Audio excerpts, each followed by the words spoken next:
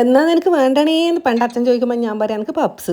മനസ്സിലൊരു കൂട് കൂട്ടി കുടിയിരുന്നൊരു സാധനമാണ് പപ്സ്. അമ്മ എന്ന് പറഞ്ഞ ഒരു സിമ്പിൾ പപ്സ് ഞാൻ ആക്കി തരാമെന്ന്. എന്നാൽ ആക്കി തന്നിട്ട് നല്ല രസമില്ലേ തിന്നാലാന്ന് വിചാരിച്ചിട്ട് അമ്മ ദാ മൈദപ്പൊടി എടുത്ത് ഉപ്പ് വെള്ളമെല്ലാം ആക്കിയിട്ട് നല്ലോണം കുഴച്ച് അടിക്കുന്നുണ്ട്. എന്നിട്ട് പരത്തുന്നുണ്ട്. ഒരു 4 ലെയർ പരത്തി വെച്ചിട്ട് ഓയിലാക്കിയിട്ട് അത് മേലെ ഇതുപോലെ വെക്കുന്നുണ്ട്. ഈ വീട്ടിൽ എന്ത് പൊടി എടുത്തിട്ടുണ്ടെങ്കിൽ ആടെ 2 എണ്ണം എത്തും, അത്രയും ഭാവി. എന്നിട്ട് ആ പൊടീനെ കൊണ്ട് കുറേ നേരം ഇതുപോലെ കളിക്കും.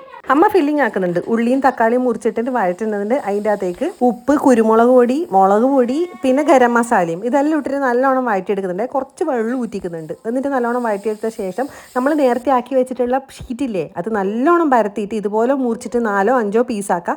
എന്നിട്ട് ഇതുപോലെ ഉള്ളി വെക്കുക, മുട്ട വെക്കുക. എനിക്ക് പണ്ടേ പപ്സിൽ ഫുൾ മുട്ട ഇഷ്ടം, പിന്നെ ഹാഫ് മുട്ടയെ കൊള്ളൂലൂ എന്നുള്ളതുകൊണ്ട് നമ്മൾ ഹാഫ് മുട്ട വെച്ചിട്ട് ഇപ്പം അഡ്ജസ്റ്റ് ചെയ്യുന്നു. ഇനി വെളിച്ചെണ്ണയിൽ ഇട്ടിട്ട് നല്ലോണം പൊരിച്ചെടുക്കുക, തിരിച്ച് മറിച്ച് വിട്ടിട്ട് നമ്മൾ പപ്സ് റെഡി. ഇനി സോസും കൂട്ടി തന്ന. അപ്പം എന്താണ് ഇഷ്ടം? ലൈമും പപ്സും. ഇവിടെ പിള്ളേരോട് ചോദിച്ചാൽ പറയും KFC എന്ന്. പക്ഷേ അതൊന്നും ഇതിന് മുമ്പിൽ ഒന്നുമല്ല.